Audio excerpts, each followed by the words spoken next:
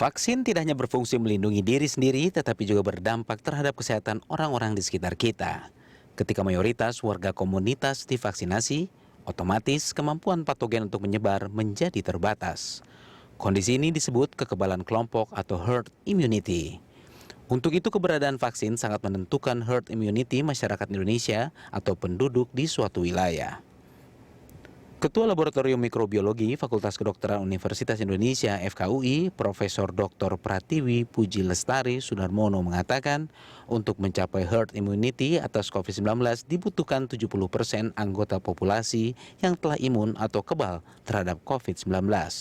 Dengan perhitungan 300 juta penduduk, Indonesia harus melakukan vaksin kepada tidak kurang 180 juta orang. Herd immunity itu ada hitungannya.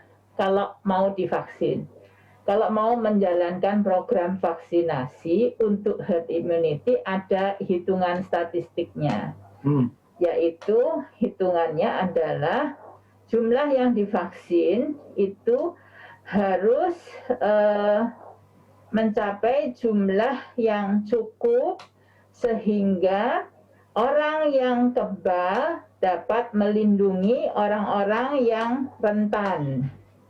Siapa yang rentan? Ya itu anak-anak, orang tua, orang dengan komorbid, orang hamil, dan orang dengan disabilitas, ya itu yang rentan.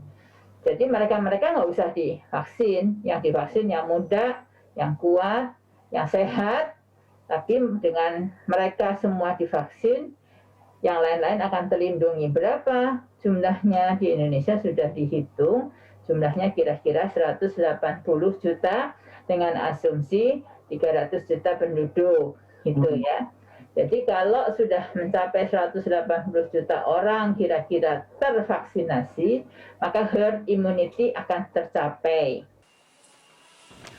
Menurut Pratiwi Sudarmono, herd immunity adalah kondisi di mana sebagian besar anggota suatu populasi sudah memiliki kekebalan, sehingga bisa menghambat penularan virus, termasuk melindungi anggota populasi yang rentan dan tidak bisa divaksinasi, seperti orang tua dan anak-anak atau yang memiliki penyakit kronis.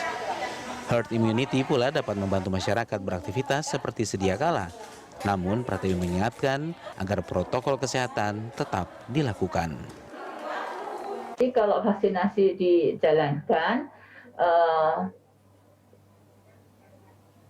kalau ada vaksin dan vaksinasi dijalankan, maka kehidupan menjadi lebih mudah tanda kutip.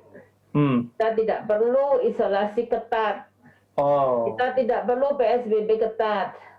Kita bisa menjalankan kehidupan kita dengan lebih normal, dengan lebih ringan, tetapi tetap menjaga protokol kesehatan. Karena mencapai herd immunity itu diperlukan waktu. Dan saya pribadi merasa bahwa waktu yang diperlukan itu andai kata dengan pentahapan seperti sekarang ini, ya mungkin bisa tercapai 5 tahun. Karena dari survei kita tahu banyak orang yang takut mencobanya untuk pertama kali. Jadi mungkin baik buat Anda, tapi saya nggak mau ikut dulu, gitu kan? Ada sebagian gitu. Tapi masih ada lagi yang harusnya lebih keras. Pokoknya tidak mau, gitu kan? Benar. Tapi sebagian besar lagi sih merasa bahwa vaksinasi itu baik dan saya mau divaksinasi, gitu. Selama tentu saja 1, aman, 2, halal, gitu kan? Dan 3, tidak menimbulkan side effect dan seterusnya. Herd immunity dianggap sebagai konsep yang baik untuk melindungi banyak orang. Apakah dengan memperoleh kekebalan dari infeksi atau menerima vaksin? Namun, bila jumlah orang yang diimunisasi kurang dari 60%, peluang kejadian luar biasa dan kasus penyakit yang dapat dicegah dengan imunisasi atau PD3I menjadi besar. Renar Christian, Rian Nuryaningsih, Berita 1, Jakarta. Ya, itu tadi soal herd immunity. Saya masih bersama dengan Pak Diki dan juga Pak Kusmedi untuk bicara soal bagaimana herd immunity untuk Indonesia. Pak Diki, kalau misalnya kita pikir begitu ya, berapa sih sebenarnya jumlah idealnya vaksin sehingga bisa tercapai herd immunity untuk Indonesia ini? Untuk cakupan ya, bicara cakupan vaksinasi, jadi tadi kan Prof. Pratiwi sudah menyebutkan ada rumus. Jadi memang ada formula herd immunity, di mana ada 3 variabel di situ. Sebelum kita sampai di hitungan berapa jumlah atau persentase penduduk yang harus divaksinasi, itu kita akan harus mengetahui berapa efikasi dari vaksin itu dalam mencegah penularan. Nah, sayangnya saat ini belum ada vaksin COVID di dunia ini yang secara valid, firm, diketahui berapa persentase efikasi dia dalam mencegah penularan. Bahwa dia mencegah penularan, iya, tapi persentasenya ini yang harus kita tunggu. Mungkin ada cohort study yang mungkin 3 atau 6 bulan ke depan akan mengeluarkan. Termasuk Sinovac ini berapa. Ini karena itu yang akan menjadi sebetulnya landasan berapa sebetulnya nanti persentasenya, apakah 70%, 80%, atau 90% penduduk yang harus divaksin. Nah, oleh karena itu, umumnya setiap negara melakukan asumsi, efikasinya diestimasi, diprediksi. Oh, kira-kira ya seperti Sinovac, ketika saya ditanya di awal-awal ya, gitu ya, Pak? Ya, untuk kita, karena kita harus bikin target kan, bikin program. Jadi 63% ini misalnya Pak dari Sinovac ini asumsi begitu ya Pak? Bukan, nah 63%, 65,3% yang dimiliki efikasi yang disampaikan ke publik itu. Jadi efikasi itu ada 3 ya. Oke. Semua. Pertama adalah efikasi memproteksi penyakit. Seseorang itu jadi tidak terinfeksi, gitu. Tidak sakit dari COVID-19. Kedua, efikasi dalam mencegah dia tidak jadi parah. Kalaupun sakit, dia nggak jadi parah, nggak sampai harus di rumah sakit.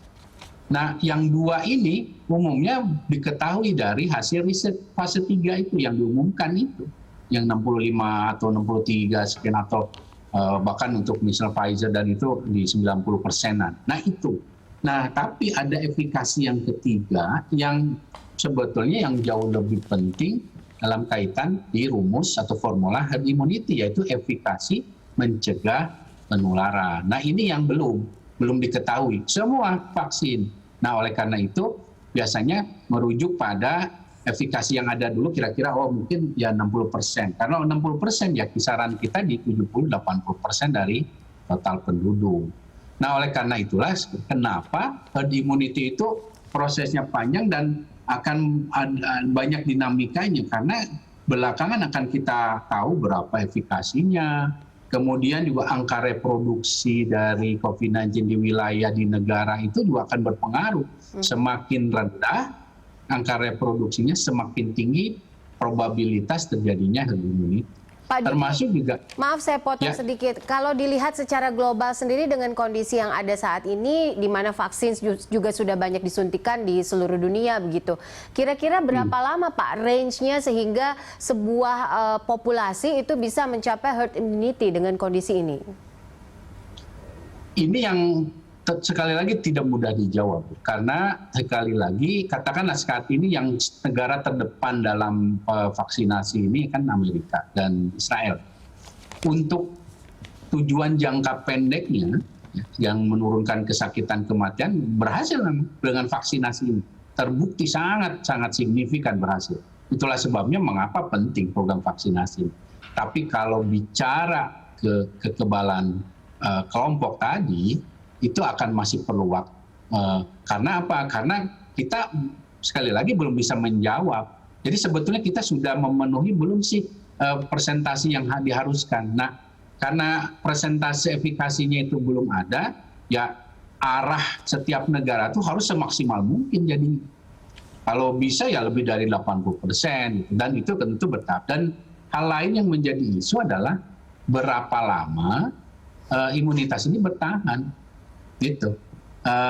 Ketika ini hanya misalnya bertahan 1 tahun, kan berarti untuk menjaga konsistensi kontinuitas itu berarti harus ada booster terus kan tiap tahun. Dan itu hal yang juga amat sangat berat sebetulnya, karena apalagi sedunia ini harus setiap tahun seperti itu. Nah, ini adalah kenapa ada kecenderungan bahwa penyakit ini sebetulnya akan menjadi endemis, itu salah satunya dari situ. Selain ada strain baru dan lain sebagainya. Tapi apapun itu, pesan pentingnya sebetulnya kita jangan terlalu terpukau dan tertuju pada ini akan tercapai kekebalan kelompok. Yang penting, ya, karena itu panjang, jangka panjang. Yang penting saat ini untuk Indonesia dan semua negara, ya lakukan strategi yang jangka pendeknya itu, yaitu menurunkan kesakitan kematian, yang salah satunya dengan program vaksinasi. Yang jangan melupakan juga aspek 3T5M itu. Karena itu tujuan kita menurunkan kesakitan kematian. Jadi jangan terlalu angka kekebalan kelompoknya kapan. Yang seperti kita akan bertanya kapan selesai pandemi, itu seperti itu jadinya. Dan itu kan tidak mudah menjawab itu. Banyak sekali faktor yang akan berpengaruh, dan juga khawatirnya kita jadi abai atau jadi tidak fokus dalam pengendalian yang sifatnya segera, yang seperti dalam jangka pendek ini. Oke, Pak Kus, target dari Satgas sendiri seperti apa ke depannya dari pemerintah sendiri terkait dengan bagaimana membentuk herd immunity ini? Karena tadi kalau kita dengar penjelasan dari Pak Diki kan ini masih panjang sekali.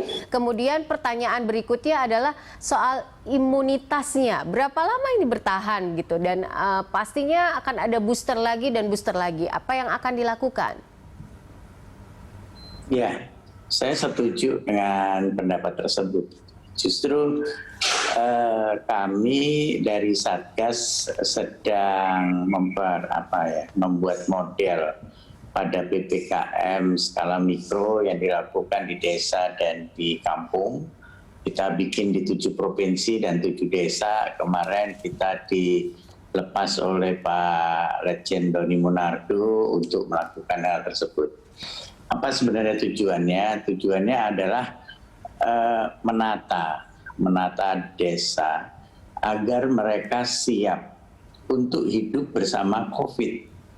Jadi kita tidak, vaksin memang akan menghambat, semua tindakan 3T akan menata lebih baik, dan 3M kalau itu kita lakukan efikasinya kan cukup tinggi, sekitar 90% ya.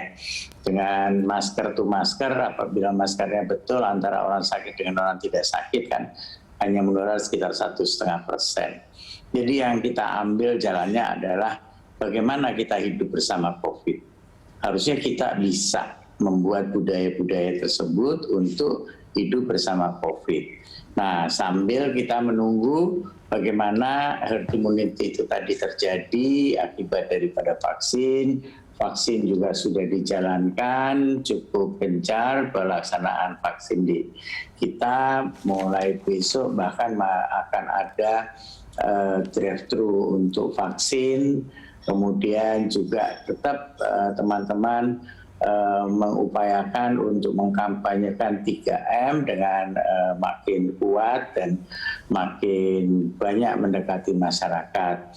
Pemberdayaan masyarakat sangat dipentingkan, dan juga satu hal yang harus kita ingat bahwa kita punya budaya gotong royong. Budaya gotong royong itu adalah punya kita sendiri. Dan COVID akan bisa diselesaikan apabila kita melakukan gotong royong di masing-masing wilayah, masing-masing desa, masing-masing kampung. Mereka menjaga kampungnya agar tidak kemasukan COVID tersebut. Dari pemetaan kita sudah cukup banyak melihat, sudah banyak daerah-daerah RT RW yang hijau dan kuning, dan sudah mulai kurang daerah-daerah merah. Ya, harapan kita betul-betul kondisi-kondisi tersebut dapat dipertahankan dengan lebih baik. Dan memang kami mengakui bahwa dari pertemuan kita dengan para lurah, dengan para kepala-kepala desa, dengan para pemuka-pemuka di kampung. Mereka lelah menghadapi COVID ini sendiri. Tetapi mau tidak mau, semua itu tetap harus dijalankan. Dan kalau kita menjalankannya secara gotong royong, saya rasa kita tidak akan lelah, asal kita sama-sama menjaga diri kita bahwa yang seperti itu akan bisa menyebabkan menular, yang seperti ini kita akan bisa mencegah penularan itu sendiri. Nah, kalau semua sudah bisa menyadari hal-hal yang semacam itu, tentunya kondisi untuk menjaga ini tidak dibebankan hanya pada aparat, tetapi dibebankan kepada seluruh masyarakat. Nah, inilah yang sedang kita tuju ke arah sana. Semua paralel antara kegiatan-kegiatan yang diciptakan untuk menjaga atau mengatasi COVID tersebut. Oke, Pak Kus, tadi Anda menyebutkan akan ada drive-thru begitu. Pertanyaan dari masyarakat awam juga banyak soal vaksin mandiri ini, Pak. Kalau dari Satgas COVID sendiri bagaimana menjawab soal ini? Karena kan katanya vaksin mandiri juga akan ada dan akan diberikan, tapi tidak dengan Sinovac begitu. Apakah ini benar dan apakah masyarakat harus membayar untuk vaksin mandiri ini? Saya tidak tahu karena kami terus terang di Satgas tidak berhubungan dengan vaksin, karena vaksin memang lebih dikerjakan seluruh tugasnya oleh Kementerian Kesehatan. Tapi secara pastinya saya tidak tahu. Hanya yang kami dengar ya bahwa itu akan dibeli oleh perusahaan dan perusahaan yang akan mendonasikan kepada para karyawannya. Untuk merek apa yang digunakan kami pun juga tidak tahu. Tapi kalau drive-thru memang ada beberapa yang sudah dirancang untuk kerjasama. Kalau nggak salah hari ini di Jogja, besok kalau nggak salah di daerah Kemayoran akan dimulai dengan drive-thru tersebut. Oke, baik. Baik, Pak Kus, terima kasih. Nanti kita akan lanjutkan lagi. Kita masih akan ada satu segmen lagi. Usai jeda, pemirsa tetaplah bersama kami.